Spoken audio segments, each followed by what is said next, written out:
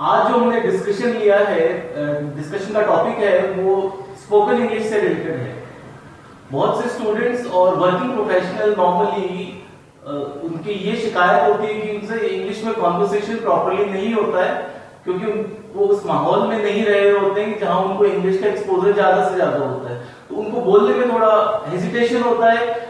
इस वजह से वो प्रॉपरली कम्युनिकेट नहीं कर पाते, अपने थॉट्स को सामने नहीं रख पाते, थोड़ा फियर ऑफ फेलियर होता है उनके बीच में, मतलब उनके दिमाग में। तो उसको हम आज थोड़ा थोड़ा रिमूव करने की कोशिश करते हैं। कुछ कम्युनिकेशन स्किल्स या इंग्लिश स्पोकन को इम्प्रूव करने की कुछ तरीकों पे हम बात करते हैं, ठीक है। जैसे सबसे पहला एक जो इम्पोर्टेंट, हम कुछ तरीकों की बात करेंगे, तो सबसे पहला एक तरीका है कि आप जब न्यूज़पेपर पढ़ें, जब न्यूज़पेपर तो उस वक्त अब अपनी आदत को थोड़ा शिफ्ट करें। जैसे नॉर्मली हम हिंदी का न्यूज़पेपर पढ़ते हैं, तो उसकी बजाय आप इंग्लिश का न्यूज़पेपर से अपने दिन की शुरुआत कर सकते हैं। The times of India, the Hindustan times, the Hindu, ये कुछ अच्छे न्यूज़पेपर्स हैं। इनसे अगर आप रोज इनको पढ़ने की आदत डालेंगे तो थोड़ा थोड़ा आपका कॉम्प्रिहेंशन में समझ आएगा, आपको न्यूज समझ में आने लगेगी।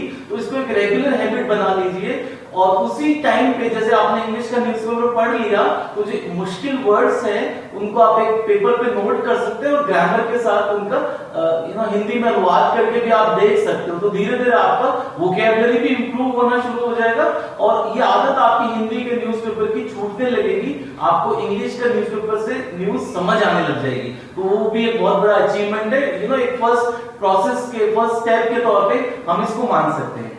अब दूसरा स्टेप देखें हम, जैसे नॉर्मली हिंदी में जो इलेक्ट्रॉनिक चैनल्स चलते हैं, आज तक वगैरह या हिंदी के और न्यूज चैनल्स हैं, उनके बजाय हम कोशिश करें कि अगर टीवी पर न्यूज देखते हैं तो इंग्लिश न्यूज चैनल देखने की कोशिश करें। जैसे टाइम्स नाउ है या और कोई जो आपका पसंदीदा चैनल हो इंग्लिश न्यूज से रिलेटेड, तो उसको आप देखेंगे तो आपकी इंग्लिश कॉम्प्रिहेंशन में भी आपका इंप्रूवमेंट आएगा, आपको न्यूज समझ आने लगेगी। साथ के साथ उसमें विजुअल्स चलते हैं, तो आपको फोनेटिक्स पे भी थोड़ा थोड़ा कमांड आएगा कि किसी पर्टिकुलर वर्ड को हम कैसे बोलते हैं, किसी पर्टिकुलर वर्ड का प्रोनाउंसिएशन कैसे होता है, वो भी उससे ना इंग्लिश न्यूज से आपको काफी हद तक क्लियर होगी।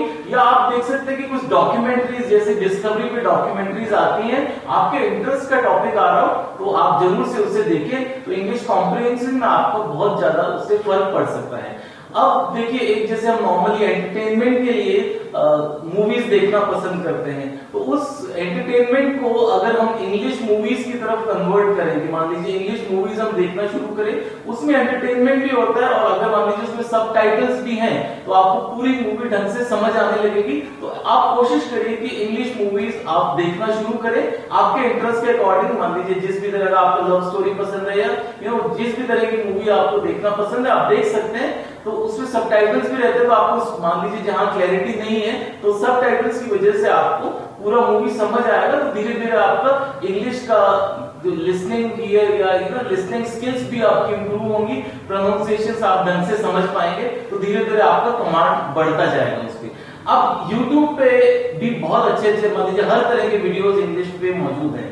आप देखिए कि मोटिवेशनल वीडियोस भी हैं, और YouTube पे एक आजकल नया ऑप्शन है जिसमें कुछ वीडियोस को आप ऑफलाइन कर सकते हैं। ऑफलाइन करने का जो एक पर्पस है कि आपको एक तो बार बार डाउनलोड के लिए डेटा खर्च नहीं करना पड़ता है, नंबर वन। और दूसरी चीज, जब आप मान लीजिए आप जिम जाते हैं या आप कम्यूट करते हैं काम के लिए, बस या ट्रेन में सफर करते हैं, घंटा आधा घंटा नहीं जाते हैं, तो आप उस वक्त ईयरफोन का इस्तेमाल कर सकते हैं, और YouTube पे जो भी आप वीडियोस को डाउनलोड करेंगे ऑडियो फॉर्मेट में, आप उसको आप मल्टीटास्किंग कर सकते हैं।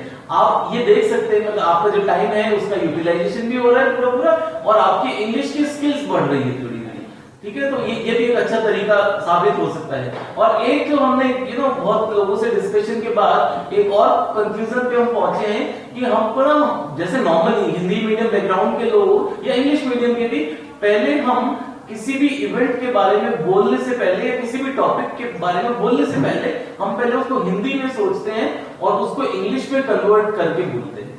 तो इसमें माइंड दो बार ऑक्यूपाइड होता है। पहले उस थॉट को सोचते हैं हम, और फिर हम ग्रामर में उसको कन्वर्ट करते हैं, मतलब इंग्लिश में कन्वर्ट करते हैं, तो माइंड थोड़ा ज्यादा ऑक्यूपाइड होता है। तो हमको कोशिश ऐसा करना चाहिए कि हम सोचना ही इंग्लिश में शुरू करें।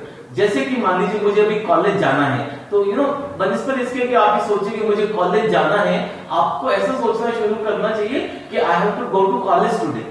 इस तरह आपका इंग्लिश, अगर इंग्लिश में सोचने की हैबिट डेवलप हो गई तो यकीन मानिए कि आप बहुत सही रास्ते पे जा रहे हैं। आपका इंग्लिश इंप्रूवमेंट बहुत अच्छी स्पीड पकड़ सकता है आने वाले टाइम में, क्योंकि हमारा डबल एफर्ट है वो बचने लगता है। हम डायरेक्ट अगर इंग्लिश में ही सोचना शुरू करेंगे तो जब डिलीवरी हमको करनी होती है, किसी को कहेंगे डायरेक्ट डिलीवरी, तो वो बहुत आसान हो जाएगी और हमारे माइंड का काम कम हो जाएगा, तो इंग्लिश की स्पोकन में हमारी फ्लुएंसी आ जाएगी।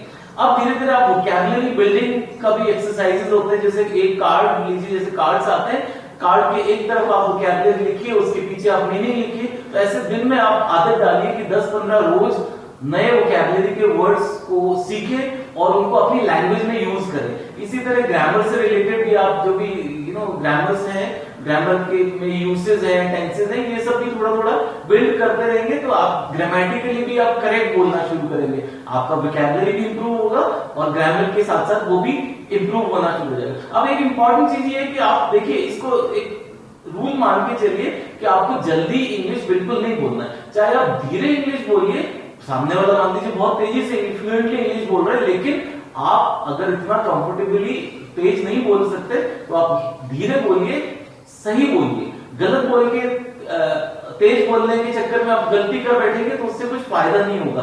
तो ज्यादा अच्छा ये है कि धीरे धीरे बोलिए और बिल्कुल सही बोलिए, ठीक है। तो हमारा पर्पज ये है। अब एक और तरीका मैं आपको बताता हूँ कि हम नॉर्मली क्या करते हैं कि हम इंग्लिश इसलिए ढंग से नहीं बोल पाते कि हमारे दिमाग में फियर ऑफ फेलियर होता है। हम बोलना, जैसे हम कुछ भी बोलना चाहते हैं तो हमको डर लगता है कि क्या पता हम गलत बोले तो सामने वाला उसकी मजाक उड़ा सकता है या सामने वाला क्या सोचेगा हमारे बारे में। तो इसका एक तरीका, जैसे हम एक सोच पाए हैं, आपको बताना चाहते हैं कि जैसे नॉर्मली मोबाइल की कस्टमर केयर कंपनीज पे आप कॉल करते हैं, अपनी किसी भी प्रॉब्लम से रिलेटेड बात करते हैं, उसमें कई बार ऑप्शन होता है कि इंग्लिश में सुनने के लिए 1 दबाएं और हिंदी में सुनने के लिए 2 दबाएं। तो आपको कस्टमर केयर की जितनी भी कम्युनिकेशन है आपको इंग्लिश में करने की कोशिश करनी चाहिए। उसकी वजह यह है कि जो जिनसे आप बात कर रहे होते हैं वो आपको देख तो सकते नहीं है, तो आपके लिए अननोन होता है। तो अगर आपकी इंग्लिश मान लीजिए उस पार्ट पे कहीं गलत भी होती है तो आपको इतना बुरा नहीं लगेगा, या आपको फियर ऑफ अननोन की वजह से,